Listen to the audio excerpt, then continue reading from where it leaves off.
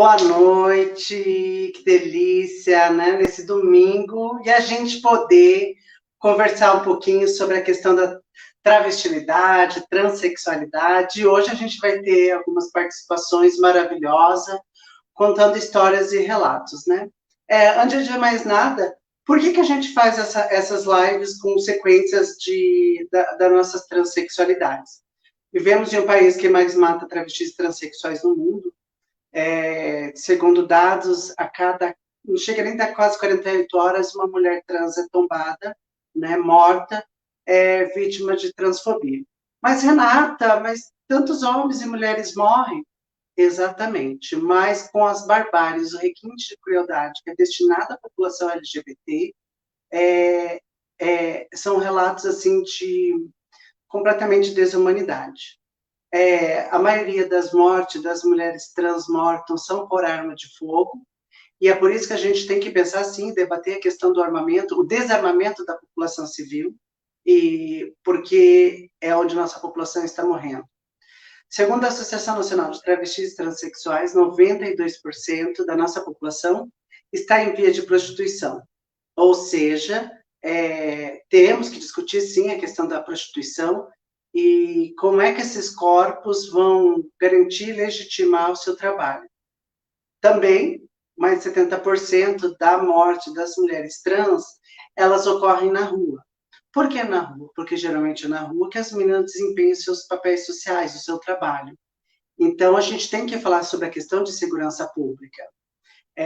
Segundo a Associação Nacional de Travestis e Transsexuais, a pesquisa, existe uma estimativa que a população trans ela é expulsa de casa por volta dos 13 anos de idade. Então, a gente tem que discutir, sim, o papel de responsabilidade do pai e mãe, e também a responsabilidade do Estado, a responsabilidade do município e do Conselho Tutelar, porque são corpos, são crianças, né? São crianças que têm sua vida ceifada, são crianças que são invisibilizadas dentro desse cenário da prostituição. Janeiro é o mês da visibilidade trans, tá, e daí? E daí que a gente pensa em construir políticas públicas, políticas afirmativas, políticas inclusivas, para que nós possamos existir, né? Existe sim a questão de políticas públicas, a pauta dos direitos humanos, responsabilidade do Estado, existe sim Estado que são parceiros de inclusão da pauta LGBT, mas nós não andamos sozinhas, a gente tem parceiros e parceiras ao longo das nossas construções sociais. Também, segundo a ANTRA, estima-se que apenas 0,01% da população trans está em nível superior, né? A grande maioria das nossas irmãs e irmãos ainda não tem ensino fundamental e ensino médio, né? Mas por que, Renata? Porque hoje a gente utiliza muito o termo de não é nem uma evasão escolar que esses corpos trans, que esse corpo T sofre, mas assim a questão da expulsão escolar, né? E essa expulsão e todas essas barbáries, essa invisibilidade. Boa noite, Luca. A gente está esperando a chegada da Maite Schneider, contando a sua vida. Maria Rocher, boa noite, aqui de Apucarana. Quanta gente bacana, gente legal. Boa noite, Larissa. Né? E o porquê que é muito importante a gente... Gente! Olá, mulher! Olá! Quanto tempo, que saudade! Nossa, você ficou loira e eu fiquei morena. Eu jurando que eu ia chegar perto de Maitê. Eu não tô Ai, loira, eu tô saudade. branca, né, amiga? Olha aqui, ó, eu tô branca já, né, amiga? Porque a idade chegou, né, amiga? Cinquentona, é isso. 50 já, Maitê? É que É, eu tô eu tô falando. 49, né? 50 vai ser em novembro, né? Mas tá chegando. Maitê, sabe que, antes de mais nada, eu lembro muito, assim, no início da minha transição, da minha... Eu era adolescente, né? Aquelas crianças verdinhas. Eu assisti uma palestra sua. E aí eu lembro que o quanto você foi minha inspiração e né, por exemplo, em Curitiba você ocupou lugares, espaços que nunca nenhuma mulher trans imaginava, né? Foi. Imagina, eu nasci numa época sem computador, sem internet, né? Então, nasci em 1972 em Curitiba, então é isso, né? A gente ali foi meio descobrindo, né, Rê, dentro do pessoalmente. Olha o William Pérez, meu amigo, Larissa tá aí, da Uber, gente, quanta gente legal entrando aqui. E nesse começo, né, a gente meio que descobria na marra, assim, né? Então era meio. Não tinha internet que você botava, né? Hoje em dia, se botar no Google, tipo, eu nasci um menino, gosto de coisas de menina, aparece o telefone da Renata Borges, se eu achar lá no sul, né? Então vai aparecendo essas coisas, né? Então não é que seja um pouco mais fácil, mas é um pouco mais tranquilo esse processo todo, né, Rê? Então, na minha época, realmente, a gente cavocava até descobrir o que a gente sentia, né? E como a gente se sentia. Mas deixa eu falar, a gente está com uma série chamando sobre o projeto Eu Sou, é o mês inteiro de visibilidade trans aqui do estado do Paraná. Então, a gente está pegando assim, a gente pegou meninas de Arapongas, Apucarana, de Cascavel, meninos trans de Londrina, de Curitiba, região metropolitana de Curitiba, e aí a gente está trazendo esses protagonismos para as pessoas contarem e referência. Paralelamente, a gente chama sempre uma pessoa parceira e aliada da nossa luta. Então, Sim. A gente já trouxe o pessoal da Defensoria Pública, a gente já trouxe, hoje, junto com você, também vai participar uma entidade que é muito importante na nossa luta. A Rafaele, hoje aconteceu um probleminha, ela não vai poder participar, a Rafaele, o Wist também vinha, né? Então, Maite, eu gostaria, Carisla, Maite, linda e poderosa, como uma admiração, paixão por você, mulher. Maite, o projeto se chama Eu Sou, né? E quem é a Maite? Como que foi a construção da Maite, dessa mulheridade? Eu acho que hoje em dia eu me defino como uma pessoa que, né, sou uma pessoa que tento ser feliz, fazer felicidade, tento diminuir os abismos que a gente tem, né, à nossa volta, no Brasil, no mundo, mas como eu estou no Brasil, então no Brasil, esses abismos de desigualdades, então eu tento ser ponte aí onde existem essas desigualdades para que as pessoas possam caminhar, para que as pessoas possam descobrir suas próprias potencialidades, né? E ao mesmo tempo eu gosto de ser horizontes onde a gente só vê limites, onde a gente só vê fronteiras. Eu gosto de ser horizontes, então eu adoro criar projetos para quebrar esse sistema, para mostrar que é possível, para que a gente possa, porque só pode estar bom para mim, né, para a gente, se tiver bom para todo mundo que esteja à nossa volta, né? Se não tiver bom para todo mundo, não pode estar bom para a gente, né? Porque a gente faz parte de um ecossistema muito maior que os nossos próprios umbigos, né? Então, eu sou essa pessoa que acredita, sou extremamente otimista, tanto com a humanidade quanto com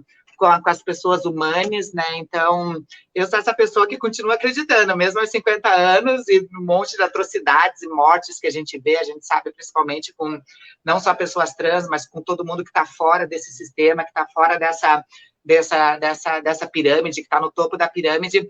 Eu acredito que dá para a gente, que juntos e juntos a gente não é só mais forte, a gente é imbatível, né? Então, eu sou essa pessoa que acredito, vou atrás, faço, quebra a cabeça, e daí quando dá errado, eu falo, o que deu errado? E vou atrás de novo, né? Então, é isso. A Johnny Freitas, que ela tá, se eu não me engano, ela também está de mudança para São Paulo, no mestrado, doutorado dela. Que ótimo! Aí a professora, nossa, foram tantas pessoas que tocaram no seu nome quando a gente começa a falar de transexualidade, a Catuxa, meu Deus, foram a Carla Amaral, Rafa, né? Muita gente, Andréia Borghetti, a Andréia, né? Cantelli, todo mundo, né? Mas o começo, como é que foi assim, a interação da construção? A gente vai voltar, acho que mais ou menos na década de 80, a questão da transexualidade, né? A gente está falando que não existia muitas referências. Na minha época, existia referências que era você. Quando eu jogava na internet, já aparecia teu nome. Mas você, acho que era demais. Não tinha referências. Você criou referência. Como foi? A minha referência, na verdade, né, naquela época, a minha referência era muito de revista, né? Porque a gente tinha revistas, a gente não tinha muito periódicos, essas coisas, era tudo feito por carta, porque a gente não tinha essa coisa de ter aplicativos, de ter um Google, né? Ou de ter um buscador que a gente buscasse essas informações e as pessoas pares. Então, na minha época, era muito por revista e alguma coisa que a mídia televisiva fazia. Então, na minha época, tipo, referência de trans era a Roberta Close, e referência de uma pessoa travesti seria meio que a Rogéria, né? Então, você se lapidava por esses dois lugares, e que eram duas artistas, né? E na época, eu nem era do teatro, né? Isso aí, o teatro veio depois na minha vida, muito mais tarde que o teatro entrou na minha vida. Mas eu falava, gente, mas eu não sou linda que nem a Roberta Close, que vai ter uma música né, do Erasmo Carlos fazendo, lá, do Dar um Close nela, e também não sou essa artista que canta, tipo a própria Rogéria, né? E daí eu falava, gente, então quem que eu sou? Então, ao mesmo tempo que tinha essas duas referências, a gente sabia que existia, se você não tinha um perfil um pouco paralelo a essas duas artistas, você estava meio tipo, tá, mas eu não sou o que elas são, né, Rê? Então, a gente não conseguia entender um pouco de como isso funcionava. Mas foi difícil, né? Por isso que eu tentei a primeira vez suicídio com 14 anos, depois com 16 eu tentei a segunda vez suicídio, porque eu falei, gente, então eu não sou nada, né? Porque não tem ninguém, não tinha parâmetro, né, Rê? Essa identificação. Né? Maitê, eu acho que falar de transgrupo Marcela Prado, a gente vai sempre tocar em alguns nomes, da Carla e o seu. E eu gostaria, porque o transgrupo, ele é um bebê que nasceu também das suas mãos, né? Ele foi um bebê que nasceu da sua mão, da mão da Carla, e eu gostaria que você falasse desse nascimento. Edna Edguchi também. Como que foi esse nascimento, esse parto coletivo, na época não existia... que quando eu vou falando com você, eu vou lembrando de várias ações. Na época tinha uma salinha, era encontro, eu lembro que vocês faziam arrecadação de brinquedo para doar para orfanato. Só que eu gostaria de falar do início do como surgiu e por que surgiu. Acho que a gente tem que falar da Marcela Prado em específico, né? Marcela Prado foi uma mulher incrível, né? Uma mulher travesti, uma mulher trans, uma mulher incrível que mudou minha vida quando eu conheci através do Grupo Dignidade, que eu comecei a militar no Grupo Dignidade, isso lá vai trocentos anos e bolinha, né? E daí eu conheci a Marcela Prado nesses eventos que tinham, de Entlights, que é esse encontro nacional de travestis, de liberados, de tudo, e eu me encantei, porque a Marcela era uma força da natureza, assim, né, que às vezes eu sinto aí na presença dela, não só nas ações do Transgrupo Marcela Prado, mas por conta de tudo que ela fez, né, uma pessoa que veio de longe, que veio com uma série de dificuldades, que conseguiu incorporar dentro dela a construção de sonhos, de possibilidades. Além de construir nela, ela conseguiu construir esse networking para que isso funcionasse para outras pessoas, né, Rê? E daí eu falava, gente, que mulher foda pra caralho essa Marcela, né? Então começou daí uma vontade do tipo, tá, a gente tinha que fazer alguma coisa. E na época, os grupos que eram ditos GLS, né, que a gente falava de gays, lésbicas e simpatizantes, não tinha essas significações que nem tem hoje de LGBTQIA+, e que tem todas essas significações. Naquela época, era muito, muito delimitado, assim. Então, os próprios grupos de trans, eles não existiam praticamente, né? A gente tinha Astral, a gente tinha lá a própria Keila Simpsons, a gente tinha lá a Kátia Tapeti, a gente tinha algumas lideranças trans, mas que elas eram subrepresentadas através de ONGs e de instituições e de parcerias que eram lideradas por povos que eram praticamente, na maioria, gays, né? Eram poucas lésbicas e trans quase não tinha. Então, a gente era muito tutelada, né? A gente não tinha poder de falar sobre o assunto e realmente a gente ter autonomia para estar gerenciando não só as coisas que a gente queria, mas as demandas que a gente precisava ter, que não eram auferidas pelo sistema maioritário, né, Rê? E daí, quando surge o Transgrupo Marcela Prado, a gente falou assim, não, é um grupo de trans, para trans e com trans, né? Tipo quase democracia, né? Que é pelo povo, para o povo e com o povo, né? Então, era mais ou menos isso que a gente queria. E foi muito legal isso, né? De sentir que a gente podia fazer, que a gente não precisava dessa chancela, que a gente não precisava dessas pessoas nos tutoriando nos nossos desejos e vontades, e ao mesmo tempo que a gente era competente, né, para conseguir galgar essas conquistas de políticas públicas, de políticas afirmativas, que é isso que a gente fala hoje, né? Então, o começo foi meio absurdo, que a gente falou, será que a gente consegue? Será que a gente dá conta? E daí, quando a gente começou a conseguir, começou os projetos e começaram as coisas, a gente falou, sim, a gente pode tudo, porque juntas a gente é imbatível, que nem eu falei, né? Então, eu acho que que foi um projeto muito legal, continua sendo, né? Mas foi histórico, porque foi uma quebra, né? Todo mundo achou que era uma quebra de ruptura, que pessoas trans estavam brigando com pessoas gays e que gays estavam brigando com lésbicas. Eu falei, não, é por autonomia, né? Para que a gente possa estar exercendo as nossas próprias demandas pela gente, que a gente possa estar falando pelas nossas vozes, né, Rê? Então, era mais ou menos isso que aconteceu e foi muito revolucionário. Hoje tem muitos grupos, aí a gente vê a ANTRA aí, com vários grupos que são de meninas trans, meninas travestis, e é muito legal ver esse empoderamento de homens trans também, né? Então, é muito legal isso. Maite, eu particularmente, assim, eu sou... acho que você em si é uma camaleoa, você é uma mulher é uma fênix. E aí, como curitibano, como paranaense, eu conheci as suas várias facetas. Por exemplo, hoje eu ocupo movimentos sociais e sou muito bem aceita. Mas antes de eu ocupar, você já fazia isso. Você se vestia, eu não lembro se é da educação, que você foi toda manchada, acho que de sangue, na frente da Assembleia. Né? Né? O que era? Que eu não lembro. Eu lembro.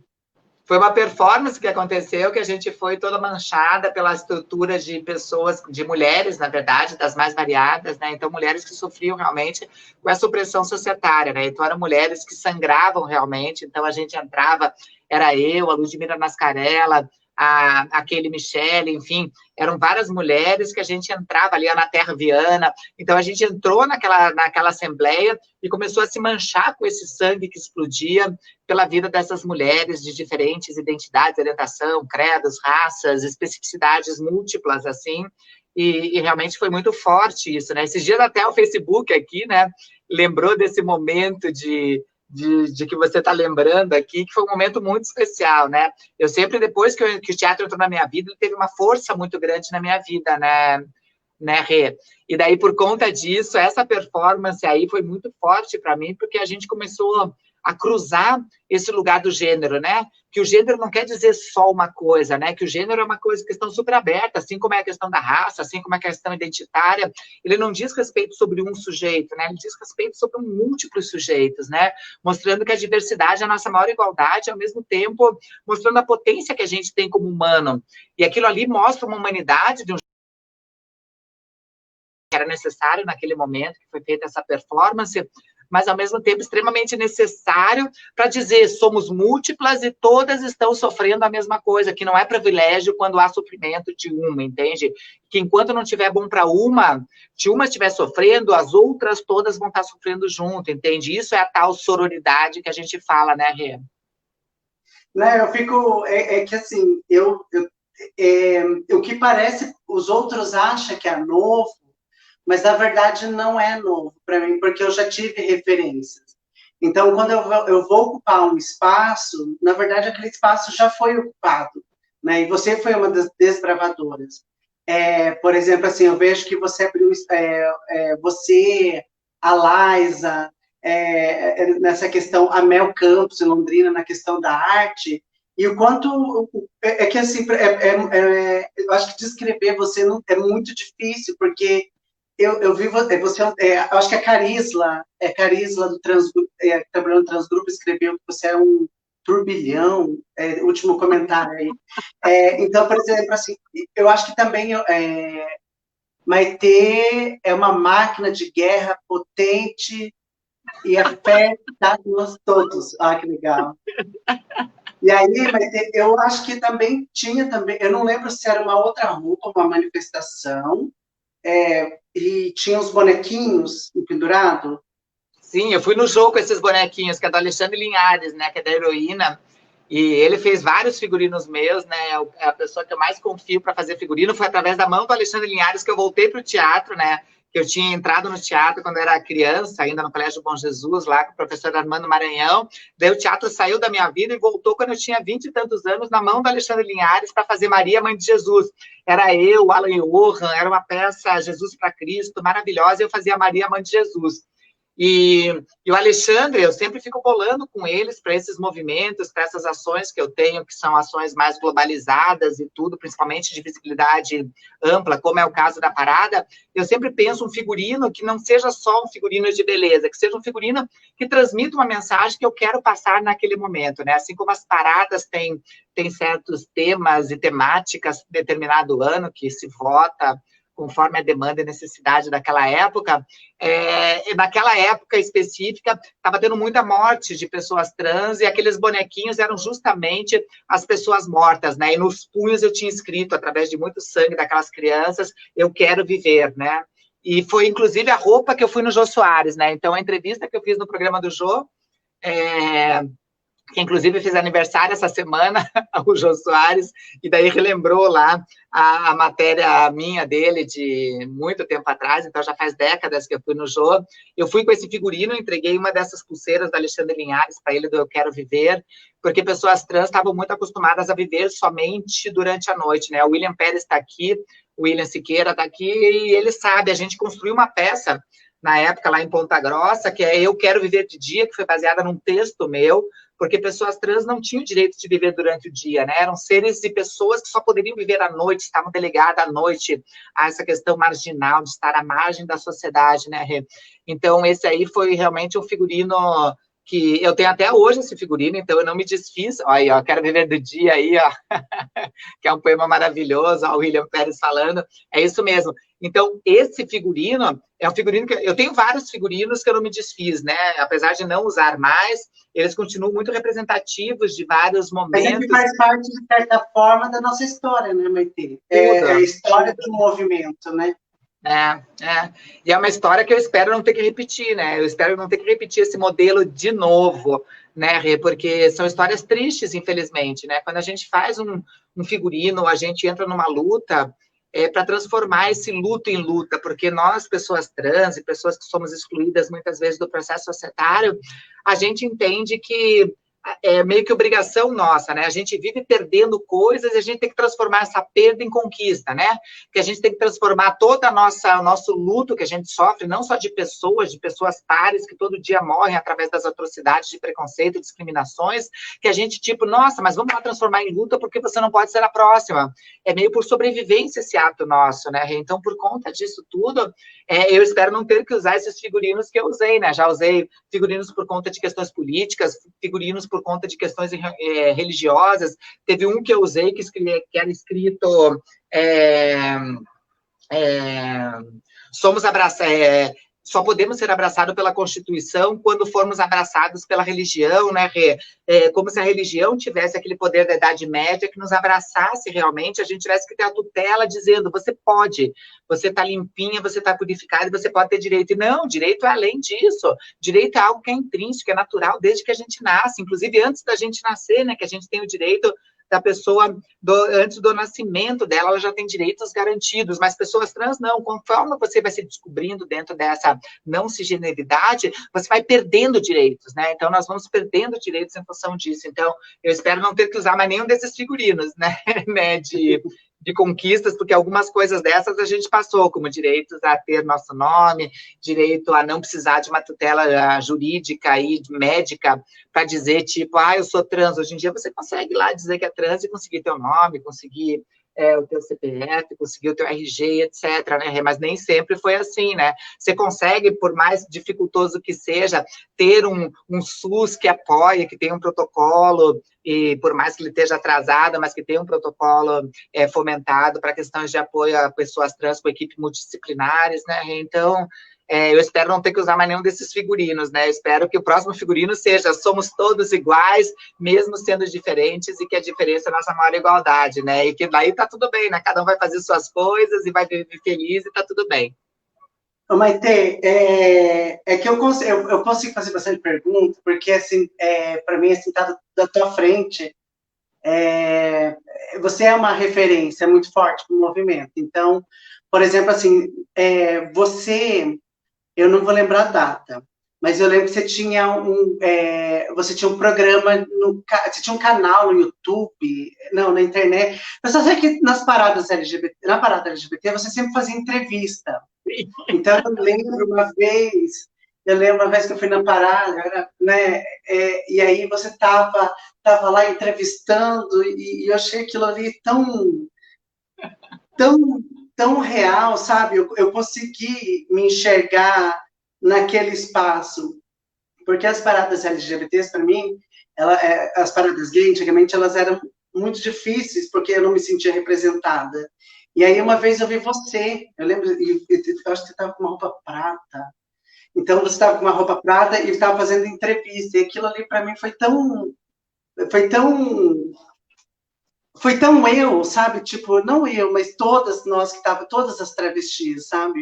E transexuais. E aí eu gostaria de perguntar, Maite, como é que foi essa questão do empreendedorismo? Porque quando a gente fala de programa de TV, há muito tempo você já estava abrindo esse espaço, você já estava com questão de site, né? Quando a gente fala de questão você já tinha essa questão da Maite, da casa da Maite, né?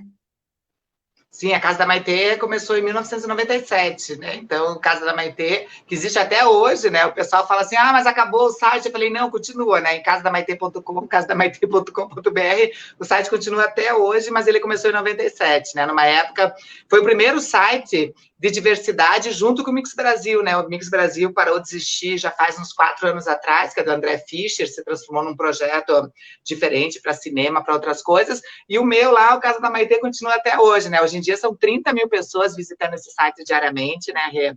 E foi numa época muito importante para mim, né? Eu continuo respondendo esses e-mails, eu recebo 1.000 e-mails por dia através do site Casa da Maitê, desses 30 mil visitantes, e hoje em dia mudaram as demandas, né? Porque, logicamente, na minha época, você não conseguia achar pares, né? Então, eu tinha uma parte de classificados, tem várias meninas e homens que se casaram através dos classificados do site Casa da Maitê, tinha uma parte erótica para a gente desenvolver essa parte da nossa sexualidade que era muito reprimida, então tinha parte de contos eróticos, tinha parte de não sei o quê, tinha parte de profissionais que continuam até hoje tirando dúvida das pessoas, né, com relação ao hormônio, com relação à parte de dietas, tem proctologista tirando dúvidas com relação ao que pode, o que não pode, o que afeta ou não afeta, com relação da saúde do ânus, então tinha tudo, né, hoje em dia são 40 profissionais tirando dúvidas que continuam no ar, né, Rê? E numa coisa revolucionária, que mudou minha vida, né? Porque até hoje sou eu, Maitê, o pessoal fala assim, nossa, obrigada, eu mando um beijo para Maitê. Eu falei, não, mas sou a Maitê respondendo, né? Então, o site até hoje é uma coisa que eu não abro mão, é um trabalho totalmente voluntário e que muda a minha vida, né? Porque tanto eu consigo ajudar as pessoas, quanto elas me ajudam a trazer uma humanidade e eu perceber que, tipo, eu sou uma pessoa muito privilegiada, né? Por ser branca, por nascer em Curitiba, de ser de uma família classe média, de ter tido acesso à educação, que não é o que a grande maioria tem, assim como você também é privilegiada, né, de conseguir furar algumas bolhas, né, então, nós como privilegiadas, mesmo dentro dessas excludências, né, a gente tem que reconhecer nas histórias de outras pessoas, você falou aqui muito bem das ancestralidades, né, dessas pessoas que vieram antes e que não tiveram esses aportes, né, que não tiveram esses aportes, essas possibilidades de se manterem não somente vivas e potentes, mas conseguirem também, além de se iluminar, fazer com que outras pessoas pudessem brilhar, descobrirem as suas luzes, né, então, o site até hoje continua sendo esse lugar onde eu vejo histórias do mundo inteiro e eu começo a ver, tipo, nossa, ainda não tá bom, entende? Então, através do site, das dúvidas, das perguntas que me chegam por e-mail, porque às vezes a gente se fecha em algumas bolhas, né, e a gente acha, tipo, agora tá tudo bem, agora os direitos estão conquistados. E não estão, ainda falta muita coisa, né, Rê? A gente tem aí um Brasil onde 51% das pessoas não consegue acordar de manhã e fazer algo simples, quer fazer o quê? Ir no banheiro, tocar uma descarga e fazer cocô e xixi, porque elas não têm esgoto. 51% das pessoas do Brasil não têm esgoto. Saneamento básico, Rê. Então, como é que a gente faz no meio de uma pandemia que faz com que a gente precise ter uma higiene básica de lavar as mãos e passar álcool gel? Então, a gente vive um mundo muito desigual, né, Rê? Então, entender esse mundo para ver quem é a gente dentro desse mundo, o que a gente pode fazer para mudar, é um presente muito grande, que é o site que me dá, e esse contato com pessoas tão diversas, de realidades muito múltiplas, né, Rê? Eu vou ficar do teu ladinho, não sei se dá para colocar aí do ladinho da Maitê. Eu quero! Agora sim! É que Dá um beijo. Um beijo, Rê. Pro outro lado, pro outro lado. Ai, que delícia. Maite, para mim sempre é um prazer falar contigo. Aí eu vou lembrar também de você rompendo a bolha, abrindo espaço, sendo candidata a vereadora em Curitiba.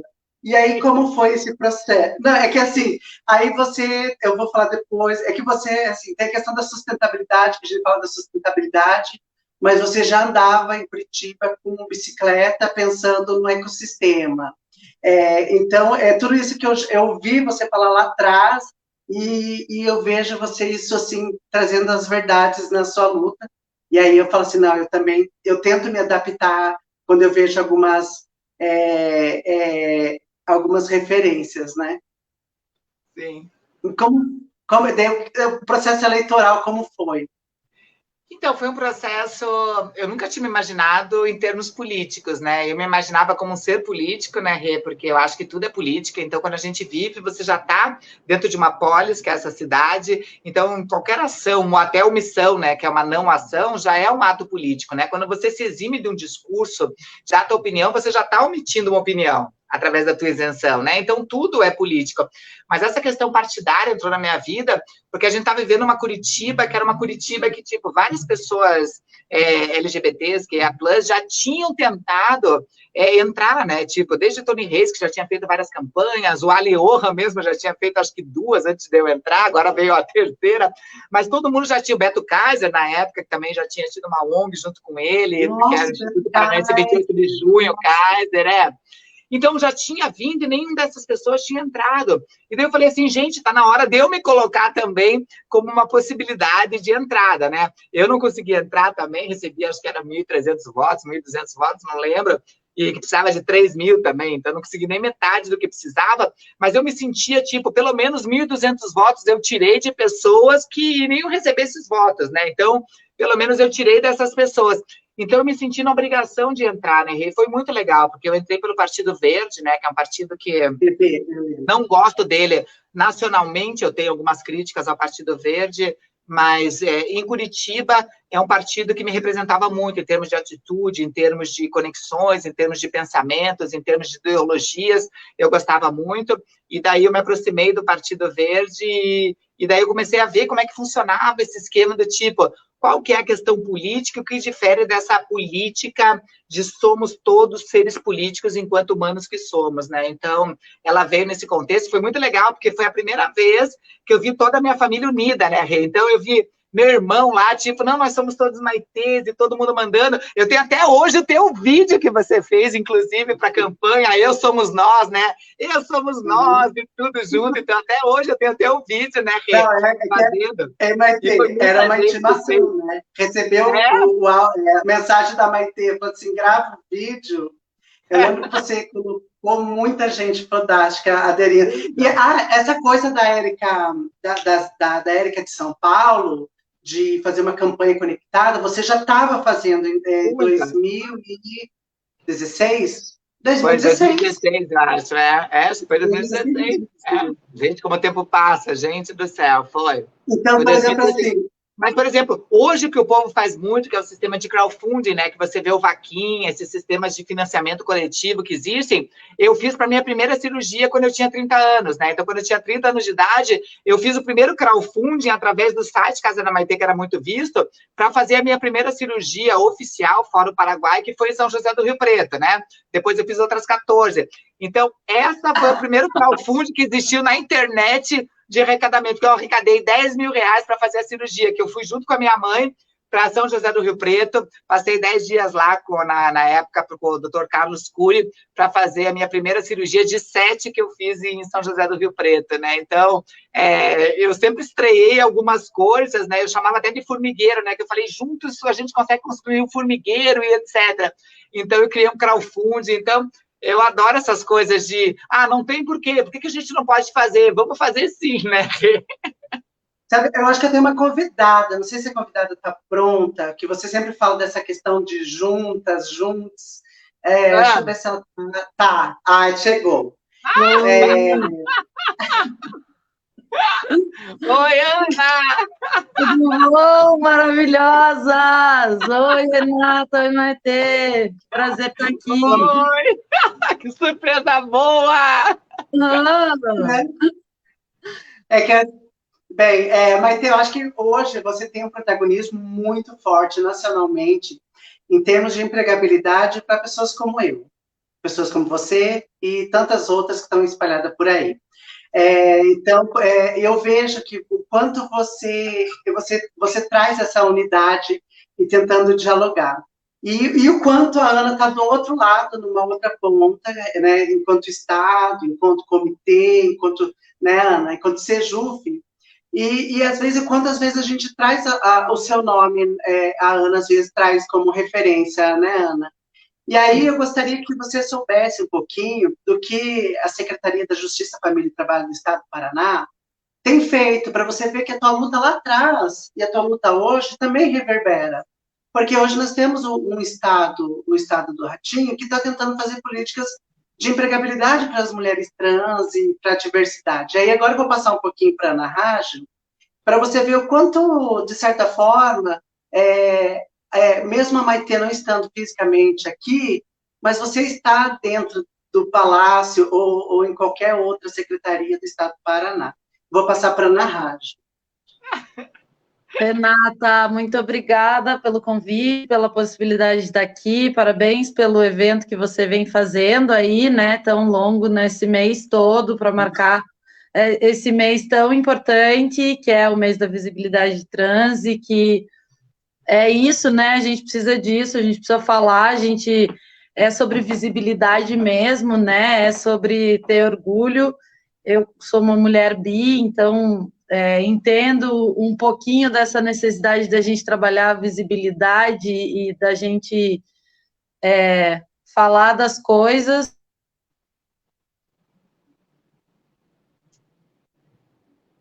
Epa. Olá, Ana. Família e trabalho no Departamento de Direitos Fundamentais e Cidadania. Trabalho na divisão de políticas para LGBT, já estou há alguns anos ali no Estado, e a gente vai caminhando a passos de formiguinha, né? Vamos fazendo um trabalho de formiguinha lá dentro. A Maitê tem um trabalho enorme, né? Já há muito tempo, consolidando a questão das vagas, do transempregos, que é tão importante.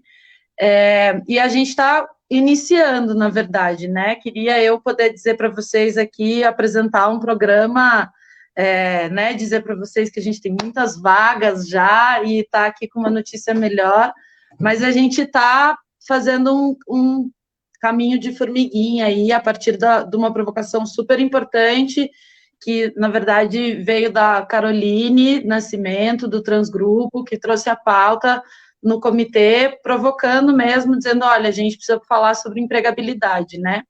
A gente falou inicialmente de como a empregabilidade para LGBT como um todo é uma temática, mas como para a população trans é uma pauta urgente, né? É uma pauta ainda mais importante, ainda mais complexa.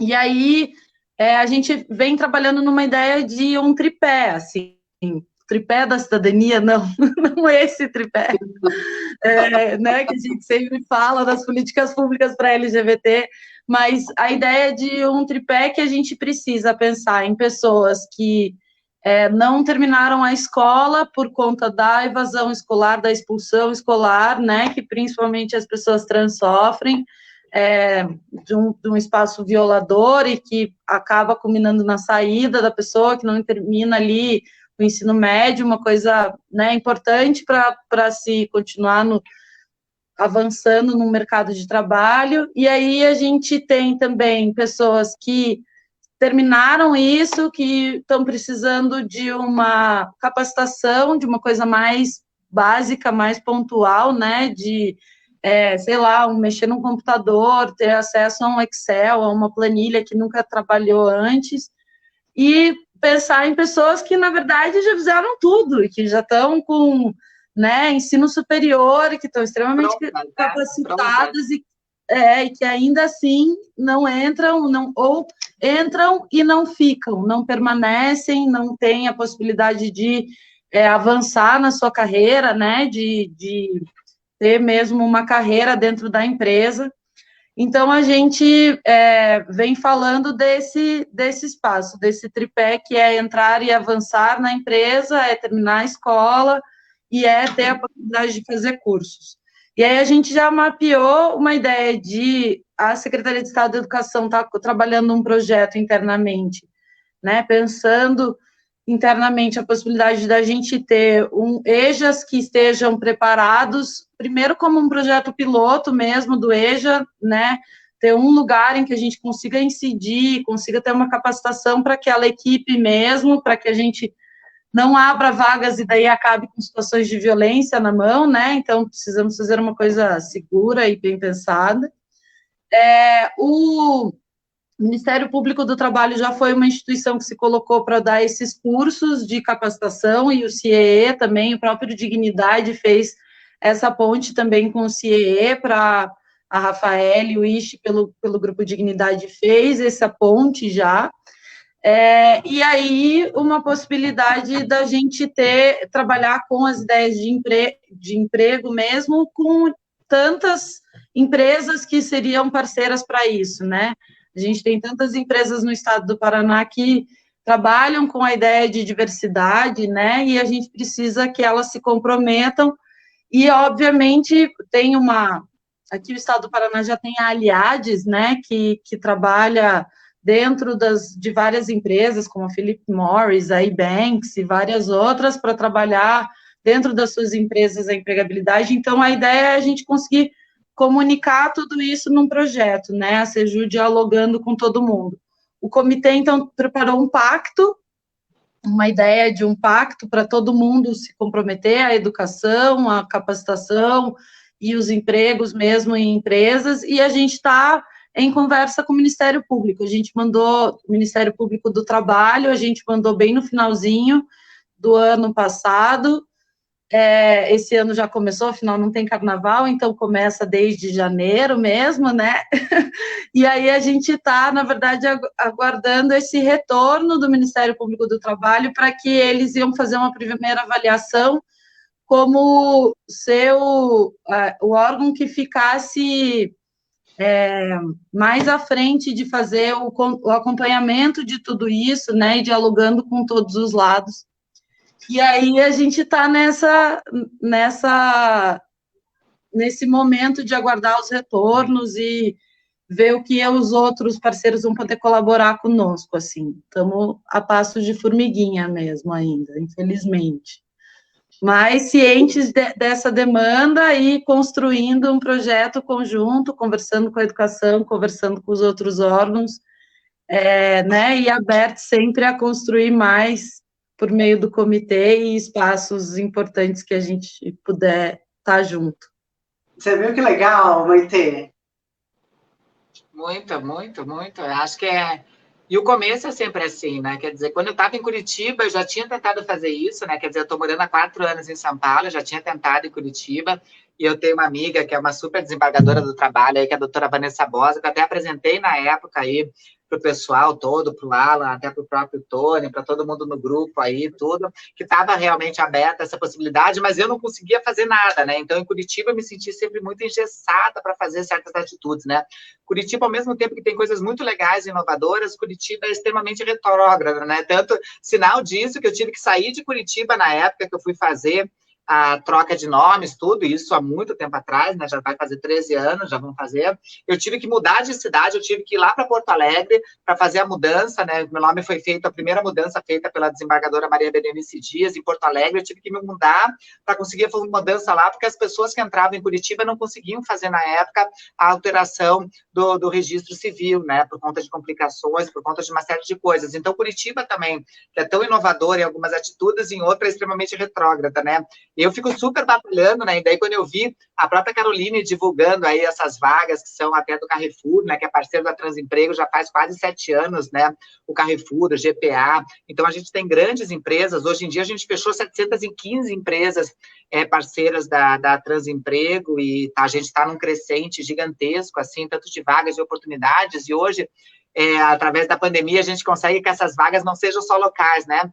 muitas vagas são em sistema home office, em trabalho remoto, então a gente consegue que pessoas de qualquer lugar do Brasil possam estar se inscrevendo nessas vagas, nessas oportunidades, mas ao mesmo tempo, que nem a Ana falou, né, Rê, o maior déficit que a gente tem é com relação à capacitação, né? É inegável que pessoas trans, assim como outros recortes, né? Pessoas pretas, assim como recortes de pessoas migrantes, de mulheres, de pessoas que têm alguma deficiência, etc., sofrem realmente com essas exclusões que são extremamente cruéis em termos educacionais do nosso país, né? Então, é extremamente necessário que a gente faça esse recorte, primeiro, de capacitar essas pessoas, né? Porque a gente tem um corporativo e até um lado empreendedor, não só o meio corporativo, mas o lado do empreendedorismo, que a gente não pode esquecer, que é extremamente exigente em termos de qualificações, né? Hoje em dia, numa empresa, né, Rê e Ana, hoje em dia, por exemplo, para você entrar na parte de limpeza, você precisa ter 2º grau. Hoje em dia, sem ensino médio, você não consegue entrar mais nem para a parte de limpeza de uma empresa,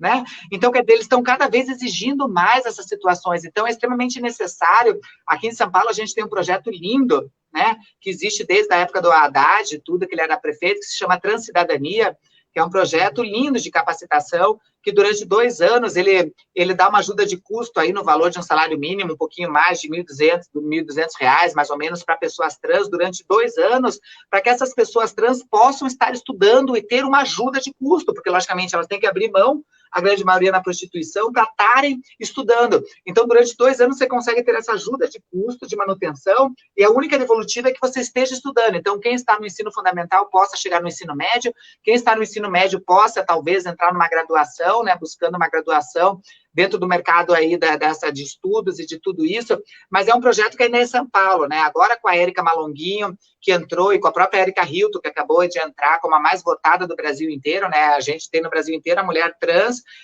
foi a mais votada de todas no Brasil inteiro, né? Então, com a Érica Hilton, com a Érica Malonguinho, entrou aqui também Samara Sortnes, entrou também a Caroline Yara, que é uma mulher trans super potente, entrou o Tami Miranda. A gente espera que com essa bancada que a gente consiga em São Paulo, pelo menos a gente consiga transformar esse projeto Transcidadania, que é lindo, esse de capacitação, né, no estado, pelo menos, de São Paulo, mas é um projeto que tinha que ser nacional, né? Todo mundo, todo estado tinha que ter esse aporte, até para ter uma devolutiva do que foi tirado da gente, como reparação realmente do que nos foi tirado e continua sendo tirado em termos de direitos, de acesso, de garantias básicas que são garantidas pela Constituição, né? Que tem a ver com segurança, que tem a ver com educação, com moradia, com saúde, com questões básicas, né? A gente está falando de 1 ano e meio atrás, a gente não conseguia ter direito ao nosso nome, que é uma coisa nossa específica, né, Ana e Rê? Então, eu acho que esse processo, não desanimem, sabe, Ana, porque é de formiguinha mesmo. Curitiba é difícil, amiga, Curitiba, mas a gente está aqui, viu? A gente é guerreira, a gente não desiste de Curitiba. Tanto que quando tem vaga, eu já mando para a própria Rafaele, mando para a Sabrina Mabi, eu mando para todo mundo e falei, compartilha, porque Curitiba está no ritmo, né? Então, quando eu consigo uma vaga que é de Curitiba, é uma coisa a ser comemorada. Mas não desiste, porque esse começo é difícil. Depois que a gente prepara uma boa base, sabe, Ana, o negócio meio que flui e vai no piloto automático, mas até chegar lá leva um tempo mesmo, amiga.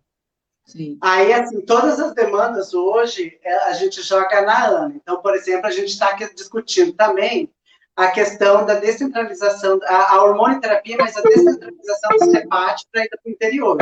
Aí a gente joga em cima de quem? Da ANA, né?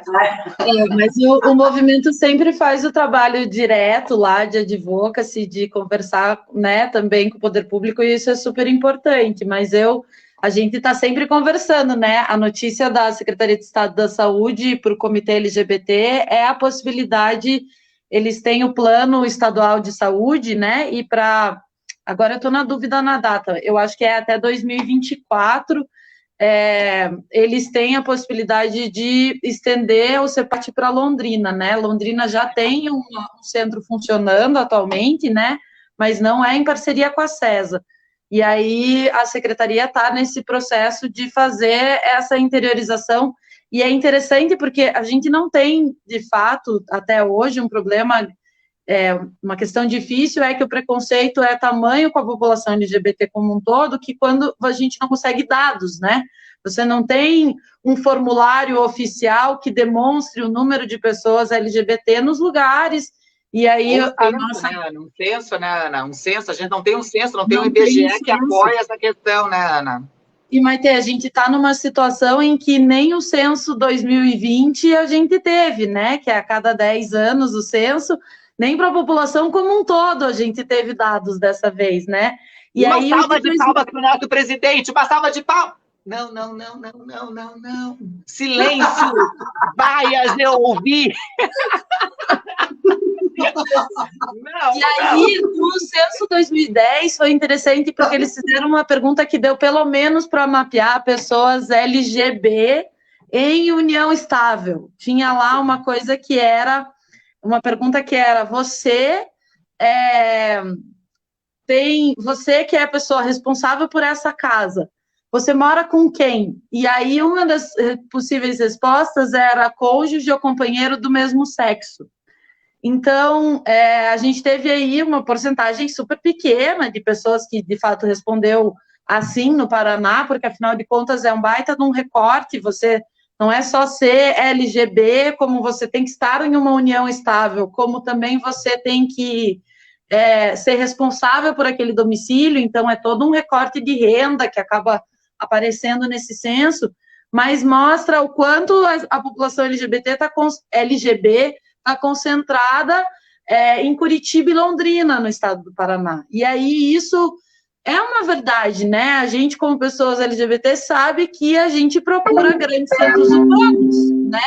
É Londrina e é Curitiba, no estado do Paraná, porque existem pessoas LGBT em todo o estado, por todas as cidades, com certeza, mas a violência e a discriminação acabam sendo muito maior numa cidade pequena, né, em que poucas pessoas vivenciam uma cultura mais aberta ali, os costumes, outras tradições muito mais fortes, as pessoas acabam saindo das suas cidades, né?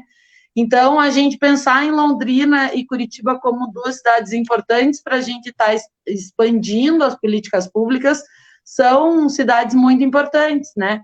E aí, nesse processo, a gente está provocando várias secretarias para se ampliar, né? Então, a Segurança Pública, por exemplo, tem aqui em Curitiba uma delegacia em que a equipe foi capacitada para atender LGBT, né? Então, ali a Delegacia de Homicídios, no centro de Curitiba, tem o núcleo de vulneráveis, atende população migrante, população em situação de rua, atende muito caso de discriminação racial, e aí o coordenador atual desse espaço, a gente tem conversado para que a gente tenha isso em todas as delegacias do estado, né? Não é só um grupo capacitado em uma única delegacia em Curitiba que vai resolver, e aí que é aquele delegado, acho que não foi a Renata que chegou a conversar com ele, acho que não. Foi, Renata, para você que eu passei o contato esses dias? Não, né? Foi de um delegado, uma delegada. Cláudio Marques, né? Ele é delegado? Eu não sabia. Então, e aí é interessante porque ele é o coordenador agora do GT LGBT da CESP e está fazendo esse trabalho a gente está construindo uma cartilha para poder ter um material também na hora dessa capacitação, né? Porque sem material não adianta uma pessoa que é pela primeira vez, a gente chega falando sobre essas vivências, as pessoas ficam com uma cara assim de, ai meu Deus, não entendi nada, entrei, agora eu tenho mais dúvida do que quando eu cheguei, né? E aí a gente tem que ir fazendo várias vezes, não adianta só uma e sem material. A Maite, há muito tempo atrás, ela fez um ato, assim, da religiosidade, né? Me abrace. É uma coisa assim, Maite. Eu acho que a gente vai ter que voltar a fazer, porque nas cidades do interior, Maite, é onde a gente vê muito grande essas questões. Por exemplo, assim, então eu tô hoje, acabei casando, e também por causa da minha universidade, eu moro em Apucarana, mas aí eu consigo, entre Londrina e Maringá, dá para se fazer um trabalho bem legal. E aí é muito engraçado, assim, porque a gente está no mesmo estado, né? Existem essas discussões, essas provocações com a Sejuf, né? Que é a Comissão da Diversidade, que é através da Ana, mas, na verdade, é como se, na verdade, no interior não fosse assim, sabe? É como se... É muito engraçado. Aí, essa semana, eu acabei tendo a oportunidade de conversar com o prefeito e com os outros secretários da cidade para a questão de qualificação, de empregabilidade para as meninas. Aí eu falei assim, gente, mas se o governo do estado existe um braço que cuida da gente, por que vocês não podem nos olhar? Então, assim, é muito engraçado, assim, às vezes é como se as pessoas olham a questão do ratinho, mas eles não imaginam que dentro do governo do ratinho existe esse diálogo com a população LGBT. E isso, às vezes, por mais que às vezes a gente tenha algumas críticas, né, Ana, mas a gente não pode apagar. Então, por exemplo, assim, existe, assim, um governo hoje que está preocupado com a questão da empregabilidade, do mesmo jeito que a Maitê está difundindo através do trabalho dela, né? Existe o governo que está querendo discutir a hormonioterapia, as seguranças para LGBTs, e isso tudo eu tento falar, sabe? Mas, às vezes, assim, parece que no interior, assim, parece que, sei lá, parece que é um outro planeta. E eu trabalhando no estado, era importante que a gente conseguisse ter muito mais alcance no interior, né? A dificuldade eu, além da pauta LGBT, trabalho com outras pautas, né? E uma equipe reduzida dentro do departamento, então o nosso alcance acaba sendo restrito mesmo, né? Mas é isso, a gente vai provocando sempre, trazendo a pauta, sempre fazendo as provocações, divulgando. Então, agora, por exemplo, a gente vai ter... a gente está com um edital aberto no momento para um dos nossos conselhos, que é um conselho que vai trabalhar com o Fundo de Interesses Difusos, que é um fundo que recebe verba a partir de condenações judiciais que culminam numa indenização, numa multa. Então, né, por exemplo, quando você faz alguma coisa no meio ambiente e tem um dano causado, né? Então, uma empresa faz alguma coisa no meio ambiente, causa um dano, ela é condenada a pagar uma multa, essa multa vai para esse fundo, que é o Fundo Estadual de Interesses Difusos. Então, vai ter uma possibilidade de utilizar verbas para esse fundo. Foi até você que me respondeu, né, Renata, da possibilidade de vocês participarem, mas que não havia CNPJ do coletivo. Mas havendo uma ONG LGBT num espaço como esse, ou mesmo que não esteja dentro do conselho, né, a gente pensar em projetos que se apresentam para esse fundo, e a gente tem um outro conselho que vai estar abrindo edital agora, que é o de proteção a vítimas de abuso sexual, e a gente sabe o quanto isso é presente na população LGBT, né, também decorrente aí da discriminação, a violência dentro da própria família, como acontece com as mulheres cis, também acontece com as mulheres trans, né, a gente tem essa vivência para LGBT muito forte ainda.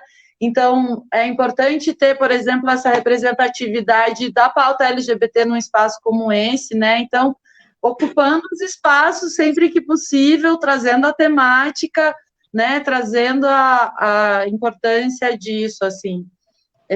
Então, a gente sempre conta com essas iniciativas da sociedade civil, dos movimentos, para estar também trazendo a provocação nos espaços, né? Então, a Renata fazer essa ponte com a Maitê, poxa, eu lembro da Maitê dela em Curitiba, eu lembro da Maitê artista em Curitiba, né, que a gente ia ver no teatro, vários espaços, meus irmãos super me levavam, eu sou muito mais nova que os meus irmãos, e eles me levavam junto numas coisas já, então eu admiro o trabalho da Maitê como, né, há muito tempo, como artista, como militante. E a importância, eu nunca parei para conversar com a Maitê, pensando todo esse projeto da empregabilidade, e não parei para falar com ela, né, o quanto é importante também conhecer. O Carrefour é um parceiro teu, poxa, ele pode ser um parceiro nosso aqui também, né, e vamos trabalhar nesse sentido. Então, muito importante esses espaços, desde vocês ocupando os conselhos e trazendo as pautas, como uma iniciativa como essa, para eu parar para conversar com vocês e falar, gente, como é que eu nunca conversei com a Maitê sobre tudo isso. Assim, a Maitê, ela é uma das minhas referências. A Maitê, quando eu gerenciava a loja em São José, a Maitê fazia teatro, aí a gente sempre fazia vídeo, né, que eu fui nesses caminhos de vídeo, de live, de fazer teatro, porque uma época eu andei fazendo também, mas era por causa da Maitê. Quando a Maitê, ela é muito engraçado, porque o espaço da Maitê é da Maitê. Aí a Maitê tinha esse espaço de teatro, e na época a Maitê tinha cabelo preto. Sim, eu lembro. Aí eu trabalhava no shopping estação, aí a dona Regina Vogue, Regina, ela falou assim, ai, nossa, filha, mas você parece a mãe dele, sou quem me dera. Eu atendia ela, o Maurício, e então, assim, por causa do cabelo preto, e na época, assim, então as pessoas falam assim, nossa, você me lembra. E aí a Maitê foi embora, aí eu acabei fazendo umas coisinhas de teatro, uns ensaios fotográficos, porque esse espaço foi aberto pela Maitê. Eu acho que tem que deixar bem claro que o movimento cultural dentro do espaço na capital, no estado, foi aberto pela Maitê, assim como pela Laisa. Acabei ganhando depois o edital do Estado, né, o prêmio Reconhecimento de Trajetória, mas tudo isso se deve-se porque esses espaços que foram abertos, e a Maitê, esse protagonismo é dela, e é claro que a gente fica triste dela sair do Paraná, eu fiquei triste, né? Mas a Maitê é do mundo, acho que a Maitê é do mundo. Aí eu falei assim, nossa, eu tenho a Ana que faz um diálogo, umas provocações super massa com o Estado, e tem a Maitê, que hoje ela é referência em termos de empregabilidade. Assim, nossa, se eu conseguir juntar esses dois potenciais, assim, numa live, é maravilhoso. Eu me dei feliz, assim, né? Um prazer, Rê. Você é ponte sempre de coisa boa, né? Você realmente tem uma representatividade, né, Rê? Quer dizer, se Curitiba já é mais difícil, né? E eu vivi essa parte de Curitiba, né? A gente está falando de Londrina, o próprio William Pérez, que está aqui escrevendo, ele é de Londrina. Então, quer dizer, o interior é muito mais difícil, né? Ponta Grossa, Maringá. Então, são lugares que são muito mais difíceis o acesso, né? E a revolução que você fez, não só de criar dentro da federal, né? Então, a gente toda hora feliz ali, tipo, nossa, agora foi matemática. Não, agora ela passou em 2, caralho. A Renata vai poder escolher o que quer fazer. Gente do céu, lá vem a Rê.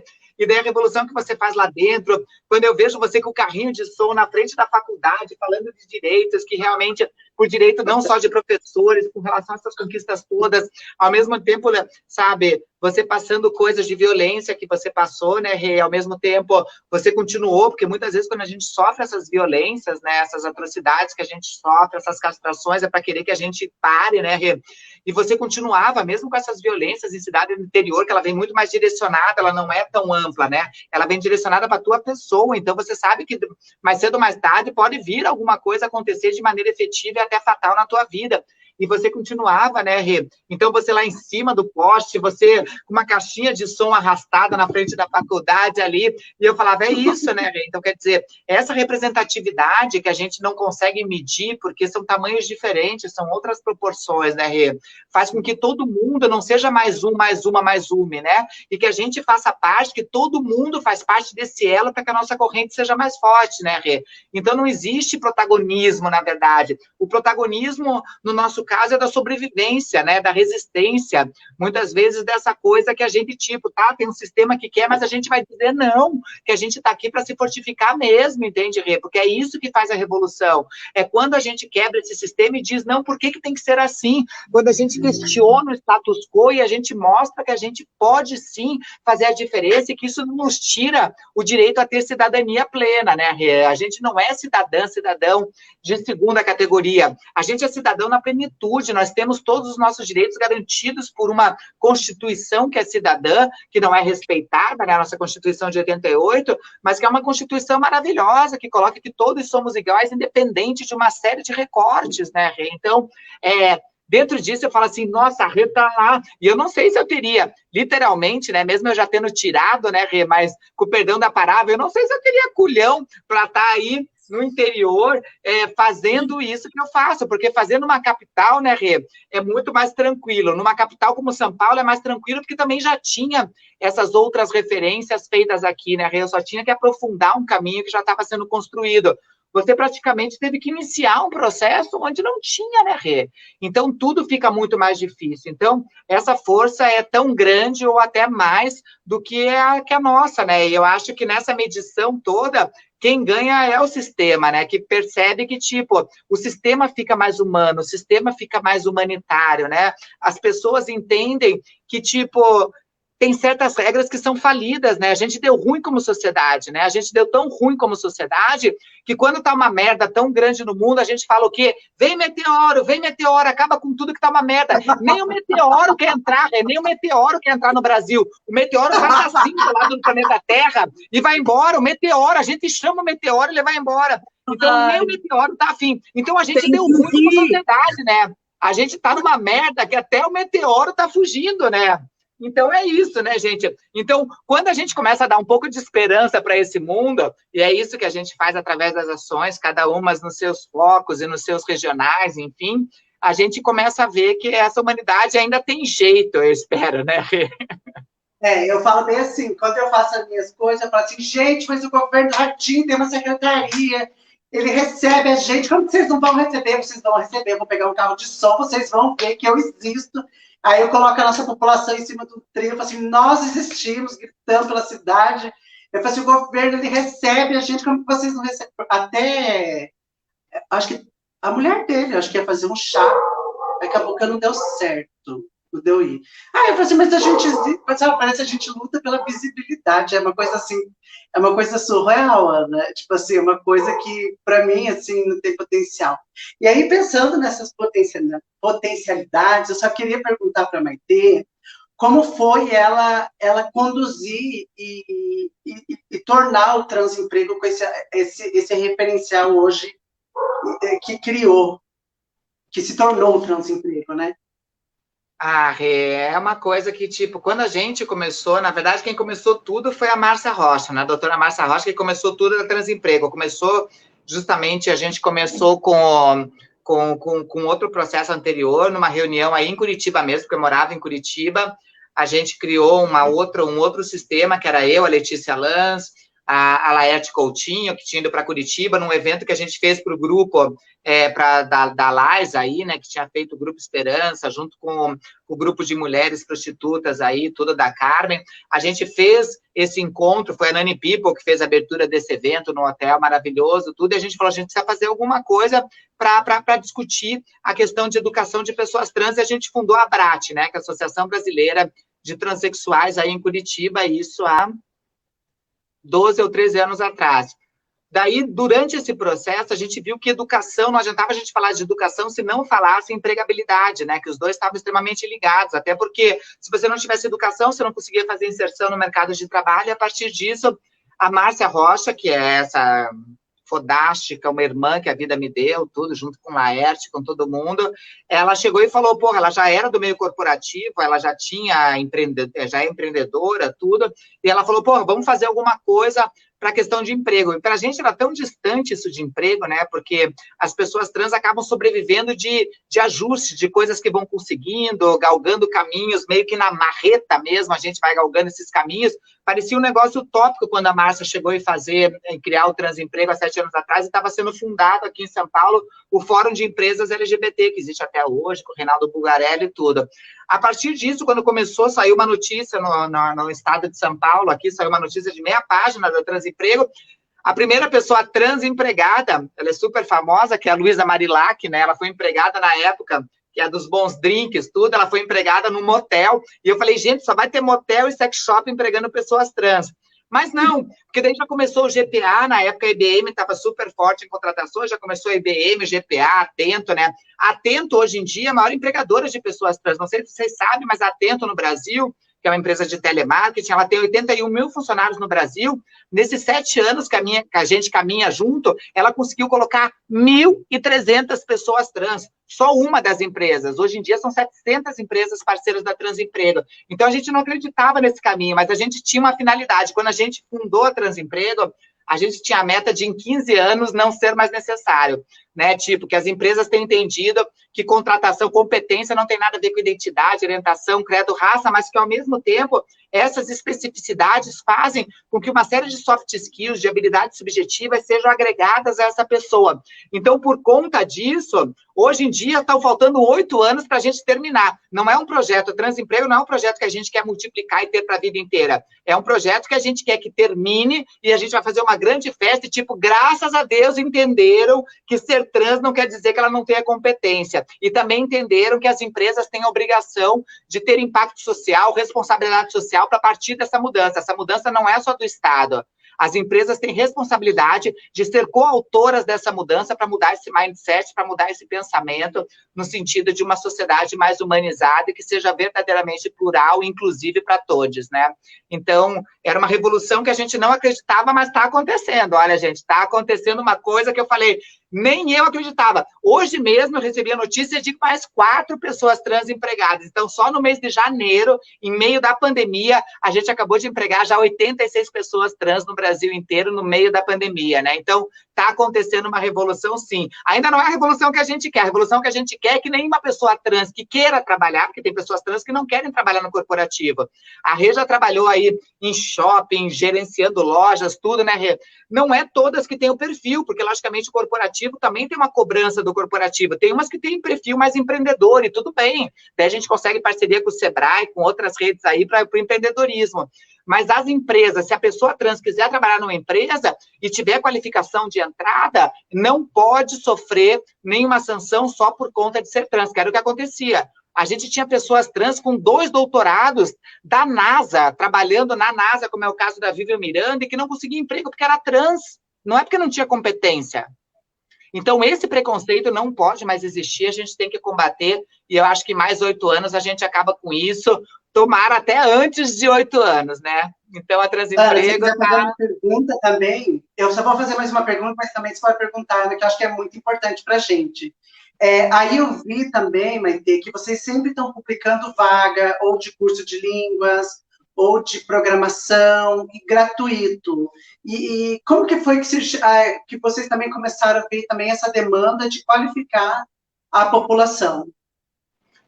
No começo a gente era só emprego mesmo, né? Mas a gente via que precisava de capacitações. Daí a gente começou a ver vários projetos que já existiam, como o Programaria, né? Que é um projeto lindo que tem o Programaria e tem o Reprograma também, que são projetos que existem no Brasil inteiro, que as empresas, através desse programa, capacitam mulheres para terem mais mulheres na informática.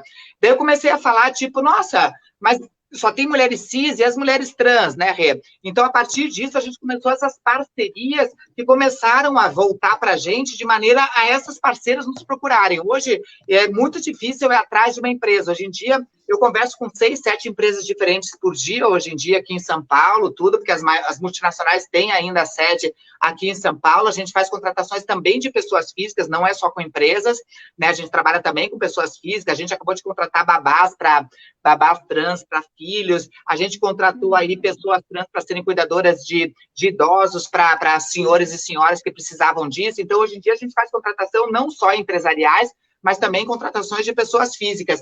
Então, os cursos daí, quando a gente começou essas parcerias com programas que já existiam, outros programas começaram a nos procurar para fazer essa inserção, entendendo a contrapartida. A gente está com uma no ar agora, que é com o Bradesco, né? Com o Bradesco e com a EF, dando 50 bolsas de inglês totais durante 2 anos para pessoas trans que estão desempregadas no Brasil inteiro, entende? Então, são empresas que entendem que, tipo, a gente pode fazer inclusão e diversidade para além da empregabilidade, porque a maioria das empresas acha que o único caminho de fazer essa inserção é através da empregabilidade. Não é.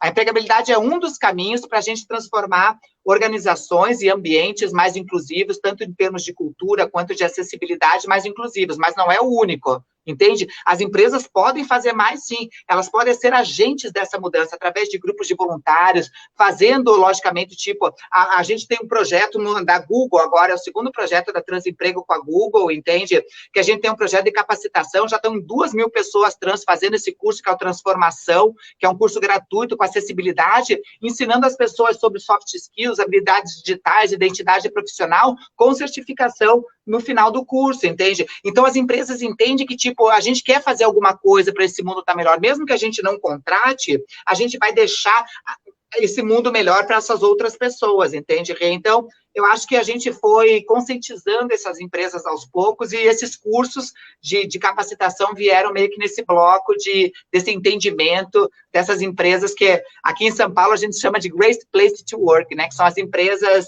mais humanizadas, as empresas onde toda a rede de stakeholders, as redes de fornecedores, as redes que vão desde acionistas, pessoas que constroem essa marca, pessoas que compram essa marca em termos de sustentabilidade também, tem que ser um ganha-ganha para todo mundo.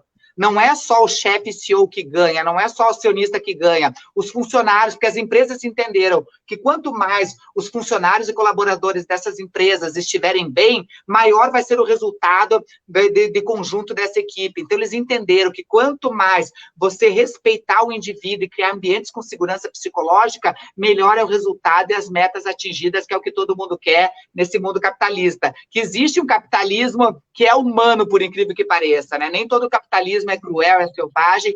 Há a possibilidade da gente ter um capitalismo mais humano, que todo mundo ganhe nessa grande rede, entende? Legal, nossa, né? Maravilhoso, hein? A Maitê dá uma aula mesmo do tema, é maravilhoso ouvir. Eu acho que essa conscientização de que todo mundo ganha é muito importante, né? Trazer essa visibilidade positiva para a diversidade como um todo, né? E vocês, como que é o diálogo de vocês, Maitê? Você, no sentido de parcerias com órgãos públicos, o Estado de São Paulo, vocês conseguiram dialogar nesse sentido?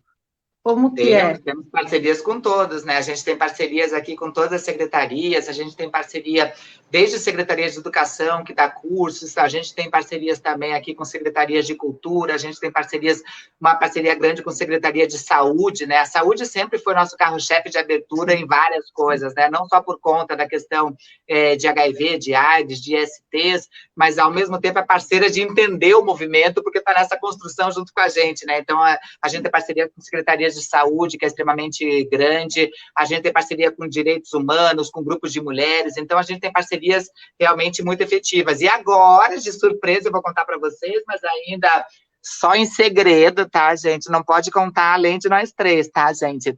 Assim, a gente vai começar uma parceria com a OIT aí, com a Organização Internacional do Trabalho aí, que eu acho que vai dar samba, e a gente vai ter muitas novidades aí com a Organização Internacional do Trabalho, com um projeto muito lindo, que daqui a pouco a gente conta para vocês, e que acho que vai ser uma revolução em termos de empregabilidade.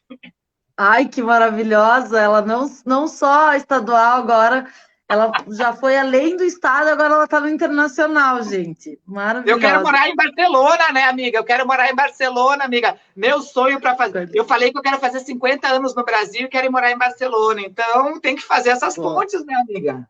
Sim. Gente, eu vou pedir licença para vocês, vou agradecer, dar os parabéns para essa iniciativa maravilhosa. Maitê, você fãzíssima, eu vou pegar seu contato com a Renata. Eu acho que eu tenho teu contato já, mas se eu não tiver, eu vou pegar com a Renata para a gente conversar mais. Tem uma pessoa trabalhando comigo agora que é dessa área, que é da área de RH, e que eu falei para ela, você precisa me ajudar a dar uma força nesse projeto, então a gente vai marcar aí de conversar todas para a gente dar mais passos, como você está fazendo, parabéns. E isso aí, já projeta Barcelona, já vê certinho como que você vai querer morar, que daí vem, né? Vai planejando que vem. Olha, você já Renata, parabéns, brigadíssima, arrasa.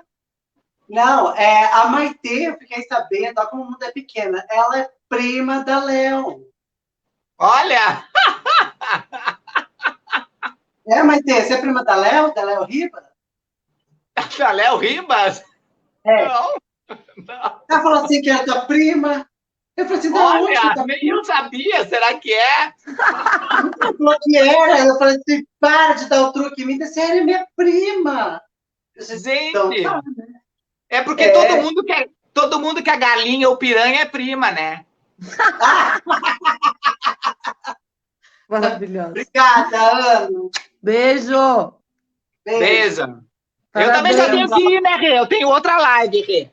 Tá, eu só quero te agradecer e dizer o quanto você é importante para nós do estado do Paraná e para o movimento trans do Brasil inteiro, pela representatividade, porque hoje você, querendo ou não, é um espelho para muitas mulheres trans, ou desde a parte da arte, mulheres empreendedoras. E aí eu gostaria que você deixasse assim uma mensagem para essa mana, para esse mano que, de repente, está querendo buscar empregabilidade? Eu acho que está acontecendo uma revolução, a revolução ainda é muito lenta. Eu acho que a gente eu sei que para quem está passando uma situação de excludência, de não acesso à empregabilidade, está tudo muito devagar. Em termos de história da sociedade, do que a gente viveu, da onde a gente veio, e isso não é muito longe, voltando 10 anos atrás, entende? Essa revolução está muito assertiva e muito grande. Mas eu entendo que a gente tem que pagar boleto, a gente tem que fazer uma série de coisas e dar desespero, a gente entra em depressão, tem uma sociedade que é contrária, um sistema que realmente é hipócrita, um sistema falido, uma sociedade que infelizmente deu ruim, que nem eu falei aqui com a história, brincando, mas de maneira verdadeira, com a história do meteoro que não quer entrar na Terra. A partir dessas questões, entende, Rê? Eu digo para essa pessoa, tipo, espere para ver o que você gosta. Primeiro, tente saber quem é você, tente saber o que você gosta de fato, que emprego que você quer, entende? Porque quanto mais você faz alguma coisa que você tenha tesão, que você tenha vontade, você vai transformar esse emprego em algo que tenha propósito agregado. Porque você trabalhar em algo, por exemplo, seja numa empresa que tenha propósitos aderentes à mentalidade de mindset, de mudar o mundo, etc., você fala assim, você se sente muito mais animado, aquelas 8 horas ou mais que você se dedica diárias para aquele trabalho, aquilo te move de um gás que você fala assim, gente, a minha empresa onde eu trabalho faz a mesma coisa que eu acredito, um mundo melhor, um mundo mais justo, um mundo com inclusão e diversidade, enfim, qualquer coisa, entende? Porque se a gente, por um tempo, acaba aceitando, e a gente faz muito isso, porque quando a gente tem boleto para pagar, às vezes a gente tem filho, filha, que precisa se alimentar, e a gente vê nosso filho passando fome, então a gente acaba aceitando qualquer coisa. Mas quando a gente aceita qualquer coisa por muito tempo, em pouco tempo a gente se transforma em qualquer coisa, entende, Rê? Então, às vezes, compensa esperar um pouco mais para conseguir aquilo que a gente quer do que aceitar qualquer coisa, que depois é muito difícil a gente sair para encontro do nosso sonho, do nosso verdadeiro propósito e da razão da nossa vida. Então, espere um pouco, a revolução está acontecendo. Para as meninas trans que estão assistindo essa live, entre na Transempregos, transempregos.com.br, é gratuito para as pessoas trans, é gratuito para as empresas serem parceiras, não é cobrado nada, não tem budget, não tem orçamento, é tudo gratuito, então venha participar, entende? Eu espero que um dia a gente não precise desistir, mas eu só vou só vou dizer que a Transemprego acabou quando todas as pessoas, independente do grau de escolaridade, conseguirem a inserção dentro do que querem, porque o trabalho é uma das maiores formas de dignidade, porque a gente já é excluída muitas vezes da família, muitas vezes da sociedade, e pelo menos o trabalho não pode ser esse lugar de exclusão, entende? Então eu batalho por isso, espero conseguir um dia, sabe, Rê? Então não desista, você não está sozinha, você pode tudo, sabe, Rê? Então eu sei que às vezes cansa e cansa mesmo, a gente tem que ser forte toda hora, e tem horas que a gente não quer ser forte, que a gente quer chorar, e chore mesmo, entende? Mas também pegue força para a gente renascer. Eu sempre falo que um dos meus maiores dons é transformar as merdas que a vida me dá em adubo, e nesse adubo que eu transformo, eu planto ali a minha melhor semente. Então fortalece, vamos plantar a melhor semente nas merdas que a vida dá, e vamos fazer dessas merdas adubo e fazer a nossa revolução. Ai, obrigada, Maite, te amo, I love you. Obrigada, obrigada, obrigada. Se encontramos por aí. Se encontramos no mundo. Te espero em Barcelona. Obrigada por tudo. Obrigada. Beijo. Obrigada a todo mundo que está aqui. Beijo, parabéns, sucesso. E agora a gente quer ver a próxima live sua, desse coletivo de 1 mês de lives. A gente quer ver lá no mês de junho, hein? A gente quer ver no junho você fazer uma dessa aqui também. Porque, olha, guerreira, você está de parabéns. 1 mês de coisa fantástica. Não, parabéns. Aí vai ter. Aí tem, por exemplo, tem live que a Defensoria Pública e a Carol chegou quase 3 horas. Não foram 3 horas de live.